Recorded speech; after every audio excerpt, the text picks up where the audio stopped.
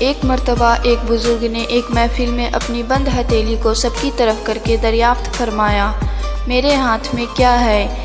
کچھ نے جواب دیا، شاید آپ کے ہاتھ میں ہیرے جواہرات ہیں۔ پھر ایک صاحب سے پوچھا، انہوں نے بھی کچھ سوچ کے بعد جواب دیا، شاید سونا ہے۔ پھر پوچھنے پر ایک نے جواب دیا کہ آپ کے ہاتھ میں اگر ہیرے جواہرات نہیں اور سونا بھی نہیں تو یقیناً چاندی یا کوئی قیمتی چیز ہوگی۔ تب ان بزرگ نے اپنے ہاتھ کو کھولا تو ان کے ہاتھ پر چند کنکریاں تھیں۔ سب حیران رہ گئے۔ ارشاد کیا، عورت کی مثال اس بند مٹھی کی طرح ہے، اگر وہ بند ہے یعنی باپردہ ہے تو ہیرے جواہرات، سونا، چاندی اور اس کی بیش بہا قیمت ہے، لیکن اگر وہ مٹھی کی طرح کھل جائے، بے پردہ ہو جائے تو وہ بے وقعت پتھر اور کنکریوں کی مانند ہے، جس کی کوئی عزت اور قیمت نہیں۔